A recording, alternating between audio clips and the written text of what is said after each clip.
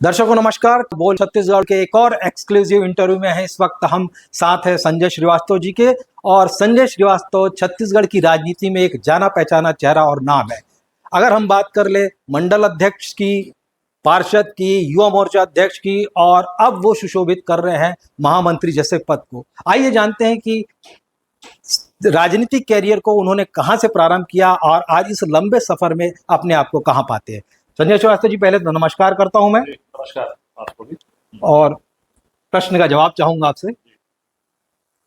निश्चित रूप से संजय जी, कि एक जीवन में जब लगभग 25, 30, 35 वर्ष तक आदमी काम करता है कि यात्रा का प्रारंभ कहाँ से हुआ, कैसे हुआ, आदमी कहाँ तक पहुंचा, ये वास्तव में देखिए वर्ष 1990 का वो दिन मुझे याद है जब मैंने अपनी मास्टर डिग्री पूरी करी थी एमटेक की। और उसके बाद मैनेजमेंट के कोर्स चल ही रहे थे, मैनेजमेंट मैंने किया। उस दौरान मैं बीजेपी की विचारधारा से और उसके संपर्क में आया और विचारधारा से प्रभावित होकर, और उस समय दौर चल रहा था मध्य प्रदेश का, जब पहली बार जब पटवा जी की सरकार बनी थी, उस पहले चुनाव में हम सब लोग शामिल हुए। और उसके बाद जो यात्रा प्रारंभ हुई तो आज अनवरत 2024 तक चल रही है। तो मुझे लगता है कि विभिन्न प्रकार के दायित्व जिसका आपने जिक्र किया कि अपने युवा मोर्चा से ही मैंने प्रारंभ किया, और युवा मोर्चा करते करते लगभग 20-22 वर्षों तक मैं युवा मोर्चा में ही काम करता रहा। जिले की जिम्मेदारी रही, फिर जिले महामंत्री के रूप में मैंने काम किया, 2 बार रायपुर शहर जिला अध्यक्ष के रूप में मैंने काम किया। उसके बाद प्रदेश महामंत्री, प्रदेश अध्यक्ष भी 2007 से 10 तक प्रदेश अध्यक्ष के रूप में काम किया। फिर युवा मोर्चा के प्रभारी का भी दायित्व मुझे मिला, और फिर मैं प्रदेश मंत्री भाजपा बना, और उसके बाद प्रदेश प्रवक्ता रहा। मैंने तो पिछले 10 वर्षों से प्रदेश प्रवक्ता का भी दायित्व निभा रहा। और फिर अभी 2 फरवरी 2024 को प्रदेश महामंत्री का एक नया दायित्व भारतीय जनता पार्टी के प्रदेश नेतृत्व ने मुझे दिया है। इस बीच समानांतर तौर पर नगर निगम के चुनाव लड़ने का सौभाग्य प्राप्त हुआ 3 बार। वर्ष 1999 से 2014 तक मैं 3 बार लगातार पार्षद क्षेत्रों से रहा। इस बीच उसमें एक टर्म में मैं सभापति के रूप में भी नगर निगम में काम किया, और 2015 से 18 के बीच में रायपुर विकास प्राधिकरण के अध्यक्ष पद का भी निर्वहन मैंने किया है। तो लगातार पार्टी हित में और शहर हित में, प्रदेश हित में हम लोग दोनों तौर पर काम करता है। आइए अब बात करेंगे संजय जी लोकसभा चुनाव के। अभी जो वर्तमान में विधानसभा चुनाव संपन्न हुए उसके बाद से लगभग आपकी सरकार को बनेंगे 5 महीना हो गया। अगर 2 महीना कोड ऑफ कंडक्ट की निकाल लीजिए, 3 महीना आपने कार्यकाल को हो गया है। तो क्या आप मानते हैं कि 3 महीने के कार्यकाल में किन उपलब्धियों को लेकर भारतीय जनता पार्टी निकली है लोकसभा चुनाव के लिए? देखिए, चुनावों में जब हम जनता की अदालत में जाते हैं तो जनता की अदालत में सबसे बड़ा जो फैक्टर होता है वो रहता है विश्वास का। क्योंकि 5 वर्षों में 5 वर्ष के लिए जब जनता अपने कैंडिडेट को चुनती है, अपनी सरकार को चुनती है, तो बड़े विश्वास के साथ में चुनती है कि आखिर ये सरकार कैसी चलेगी, उनका जनप्रतिनिधि विधायक हो या सांसद हो कैसा काम करेगा। तो मुझे लगता है कि छत्तीसगढ़ की राजनीति में यदि हम ध्यान दें तो 15 वर्ष तक बीजेपी की सरकार ने काम किया, अच्छे कामों के आधार पर लगातार जनता ने आशीर्वाद दिया। इस बीच एक घोषणा पत्र के आधार पर कांग्रेस ने कुछ लुभावने वादे कर दिए। लोगों को लगा कि एक मौका देना चाहिए, कांग्रेस को भी एक मौका मिला। लेकिन कांग्रेस ने जिस तरीके से विश्वासघात किया, उसके बाद केवल 5 साल में वो सरकार बाहर चली गई और एक बार फिर से बीजेपी की सरकार इस प्रदेश में आई। अब इसका सबसे बड़ा कारण है कि हमने 15 वर्ष में जिन कामों को कहा था उन कामों को हमने किया। और अभी 3-4 महीने के बाद जो आप कर रहे हैं, तो चुनाव के बाद फिर एक चुनाव के बीच में जो 2-3 महीने का समय मिला, कि हमने जो इस विधानसभा चुनाव लड़ते समय हमने जो जनता से वादा किया था अपने घोषणा पत्र में, जो मोदी की गारंटी के रूप में हमने सामने रखा था, उसके जो 4-5 बड़े वादे थे उन वादों को हमने पूरा किया। मुझे लगता है किसी भी सरकार के लिए 2-3 महीनों के अंदर में बड़े, जिसमें बड़ी राशि भी लगनी है, उन कामों को पूरा करना एक बहुत बड़ा अचीवमेंट है। उदाहरण के लिए यदि हम बात करें, किसान बाहुल्य प्रदेश है, किसान की राजनीति बार बार भूपेश बघेल जी अपनी पीठ तक थपाते थे, लेकिन उन्हीं किसानों ने उन्हें बाहर का रास्ता दिखाया। किसानों से हमने वादा किया था कि 2 वर्ष का बोनस जो हमारा छूटा था, उस बोनस को भी हमने 25 दिसंबर अटल बिहारी वाजपेयी जी के सुशासन दिवस के अवसर पर हमने सभी किसानों को दिया। लगभग 12 लाख किसानों को हमने दिया। उसके बाद हमने कहा था कि 21 रुपये प्रति क्विंटल प्रति एकड़ हम धान खरीदेंगे, वो भी हमने किया। और उसमें 917 रुपए के अंतर की राशि की हमने बात की थी, तो वो 917 रुपए के अंतर की राशि भी हमने एक मुश्त अपने किसानों को जो इस वर्ष की खरीद थी उस पर दिया। साथ ही साथ महिलाओं के साथ में जो विश्वासघात उन्होंने किया था शराबबंदी के नाम पर, और स्व सहायता समूह माफ करेंगे, ऋण माफ करेंगे। लेकिन हमने वादा किया था महतारी बंधन योजना के तहत इस प्रदेश की लगभग 72 लाख जो महिलाएं हैं उनको हम प्रति महीने 1,000 रुपए और वार्षिक हम 12,000 रुपए देंगे। उसको हमने प्रारंभ किया और मुझे कहते हुए प्रसन्नता होती कि मार्च में प्रथम किश्त दी, अप्रैल में द्वितीय किश्त और अभी मई में भी तीसरी किश्त जाएगी, अर्थात अनवरत वो काम चल रहा है। हमने युवाओं से वादा किया था कि पीएससी में जो घोटाला हुआ, पीएससी में जिस तरीके से एक ही परिवार के 4-4 5 कैंडिडेट नेताओं के अधिकारियों के हुए, जब खूब संघर्ष हुआ युवा मोर्चा ने, हमने बीजेपी के लोगों ने संघर्ष किया छात्राओं के साथ में मिलकर, छात्रों के साथ में मिलकर, उस पर भी हमने कहा था कि हमारी सरकार बनेगी तो पीएससी की हम सीबीआई जांच कराएंगे घोटाले की। हमने घोषणा की यहाँ से प्रदेश में और फिर उस पर मोहर लगी, नोटिफिकेशन हुआ केंद्र सरकार के द्वारा, अब सीबीआई यहाँ पर आएगी और उस पूरे घोटाले की जांच करेगी। ऐसे अनेक जो काम है, जिन कामों को हमने पूरा किया है।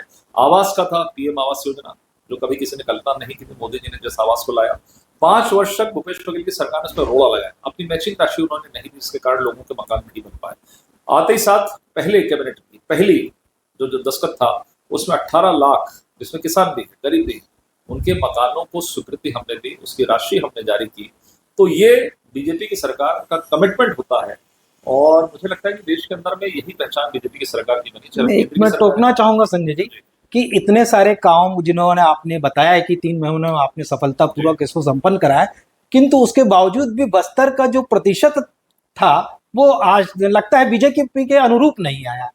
नहीं, देखिए बिल्कुल ठीक कह रहे हैं आप। आज जिस तरीके का वातावरण हो उस तरीके से निश्चित रूप से उम्मीद थी कि और भी परसेंटेज बढ़ना चाहिए, लेकिन उसके 2-3 कारण है, लगातार 2-3 दिन से चर्चा इसमें चल रही है कि उसके 2-3 मूल कारण मुझे समझ में आते हैं। एक तो जिस तरीके की गर्मी छत्तीसगढ़ में पड़ रही है, ये एक सबसे बड़ा फैक्टर है। दूसरा, जो शादी का सीजन है, जिस तरीके से ग्रामीण क्षेत्रों में शादियां हो रही, कल 26 तारीख इतनी शादियां थी, कल भी शादियों के बाद भी इतना अच्छा मतदान हुआ, शादियां थी। तो ये सब कारण एक बहुत बड़ा कारण है भी, क्योंकि अगले पहले मई जून में शादियां होती थी लेकिन अभी मुहूर्त नहीं है, तो ये भी एक बहुत बड़ा कारण है। मुझे लगता है कि इस वजह से फिर हमने सेकंड फेज के लिए थोड़ी मेहनत करी, कुछ सेकंड फेज में देखा है प्रतिशतता बढ़ी है और उसके बाद 3 सीटों पर आपने देखा हाँ, अच्छी प्रतिशतता बढ़ी, अच्छा मतदान किया है। 7 जो लोकसभा का तीसरे चरण है उसमें आप देखेंगे उसमें भी हम पिछले रिकॉर्ड से आगे बढ़े। जी जी जी। तो पर्यावरण और भ्रष्टाचार, इस क्षेत्र में आप क्या कहना चाहेंगे? भारतीय जनता पार्टी किन योजनाओं पर काम करेगी? देखिए, मुझे लगता है कि सवाल में भ्रष्टाचार में अच्छे पर्यावरण की आवश्यकता है जी। देखिए, भ्रष्टाचार वास्तव में, भ्रष्टाचार पर लगाम होना चाहिए, 0 टॉलरेंस होना चाहिए, जो हमारे मोदी जी ने कहा है। जिस तरीके से आज मोदी जी पर कोई एक पैसे का उंगली नहीं उठा सकता है तो किसी मामले में भ्रष्टाचार की हमारी बड़ी उपलब्धि है और उसी तर्ज पर अब राज्य सरकारें काम करेंगी। हमारे विष्णुदेव जी का सुशासन का हमने नारा दिया है, तो यहाँ पर भी हर एक भ्रष्टाचार जो हुआ है पहले, उस पर लगातार आप देख रहे हैं कि उस पर कार्रवाई हो रही है, क्योंकि छत्तीसगढ़ की पहचान पिछले 5 वर्षों में भ्रष्टाचारी प्रदेश के रूप में हो रही थी। इतने बड़े बड़े घोटाले, कोई एक ऐसा क्षेत्र नहीं जहाँ पर घोटाला नहीं हुआ, तो उन घोटालों की तो जांच होगी ही। और जो लोग हैं, देखा है आपने कि सलाखों, जेल की सलाखों के पीछे बड़े बड़े आईएएस लोग हैं, लेकिन इस बात की चिंता हम अपनी सरकार में भी करेंगे। संजय जी, एक प्रश्न और आ रहा था कि अभी कांग्रेस ने अपने घोषणा पत्र में ये कहा है कि वो 1 लाख सालाना देगी, जिस तरह से आप लोगों ने 12,000 की घोषणा की थी, अब कांग्रेस ने उसको संख्या को बढ़ाते हुए 1 लाख किया है, क्या कहना चाहेंगे? देखिए, मोदी जी की कामों की वजह से कांग्रेस के पास में मुद्दा नहीं है, मुद्दों के अभाव में कांग्रेस जूझ रही है। केवल षड्यंत्र, केवल फर्जी बातें करके इस तरह से हम वोट किस तरीके से बटोर पाए, इसका प्रयास हमेशा से कांग्रेस करती है। जो लोग 2018 के घोषणा पत्र में, विधानसभा के घोषणा पत्र में भी ये था कि हम 500 रुपए प्रति माह महिलाओं को देंगे, लेकिन 500 रुपए वो नहीं दे पाए। महिलाओं के साथ उन्होंने कहा था शराबबंदी करेंगे, महिलाओं के साथ में कहा था 4 सिलेंडर देंगे, महिलाओं के साथ उन्होंने कहा था कि स्व सहायता समूह का ऋण माफ करेंगे। एक काम भी महिलाओं के साथ में नहीं किया। अभी का मैं उदाहरण बताता हूँ, ये बहुत विचारणीय है कि अभी हमने विधानसभा चुनाव में अपने घोषणा पत्र में कहा कि 1,000 रुपए महीना और 12,000 रुपए वार्षिक हम महिलाओं के खाते में देंगे, जो हमने प्रारंभ कर दिया। हमारी 12,000 रुपए की जब घोषणा के बाद 3 दिन बाद भूपेश बघेल सरकार में थे, उन्होंने 15,000 रुपए का ऑफर दिया कि हम 15,000 रुपए देंगे। लेकिन मैं धन्यवाद देता हूं छत्तीसगढ़ की महिलाओं को कि उन्होंने उनके 15,000 पर विश्वास नहीं किया, हमारे 12,000 पर विश्वास किया, जो 3,000 रुपए कम था। वो इसलिए कि सभी को मालूम है कि जो इन्होंने वादे करते हैं ये केवल वोट बटोरने के लिए करते हैं, उन वादों को ये पूरा नहीं करते हैं। और बीजेपी जो कहती है वो करती है। तो मुझे लगता है 1 लाख क्या है, एक हास्यास्पद चीज है। जो लोग 500 रुपए नहीं दे पा रहे हैं वो 8,333 रुपए प्रति महीने देने की बात करते हैं। ये अपने आप में बहुत बड़ा एक हास्य है और केवल महिलाओं को बरगलाने का, महिलाओं को भ्रमित करने का काम है। 1 रुपये देने वाले नहीं तो स्वयं मालूम है कि अपनी सरकार नहीं है। संजय श्रीवास्तव एक जाना पहचाना नाम है, किंतु क्या कारण है कि संजय श्रीवास्तव हमेशा संगठन के दायित्व का निर्वहन करते आ रहे हैं? हमेशा, चाहे अगर पिछले विधानसभा चुनाव की बात कर ले तो आपको अधिकतर समय टिकटों से दूर रखा गया, सत्ता से दूर रखा जाता। कोई विशेष कारण आप कहना चाहेंगे इस बारे में? देखिए, संजय श्रीवास्तव भाजपा का एक सामान्य कार्यकर्ता है और संजय श्रीवास्तव को किस चीज से दूर रखा जाता है इससे कोई फर्क नहीं पड़ता। जब जब जो पद दिया गया, जो दायित्व दिया गया, उसको बहुत ईमानदारी के साथ में मैंने किया और मुझे प्रसन्नता इस बात को कि जो भी दायित्व दिया गया उसको मैं सफलतापूर्वक संपन्न किया। आज कार्यकर्ताओं के, लोगों के बीच में जब ये प्रतिक्रिया आती है उस कार्यकाल को याद करके, तो यही अपने आप में एक बहुत बड़ा अचीवमेंट है, एक अपना सफलता का परिणाम है। और देखिए, राजनीति में आदमी आगे के लक्ष्य को लेकर काम करता है। कब क्या मौका बीजेपी के अंदर में आप देख रहे हैं कि कब किसको कौन सा दायित्व दिया जाता है।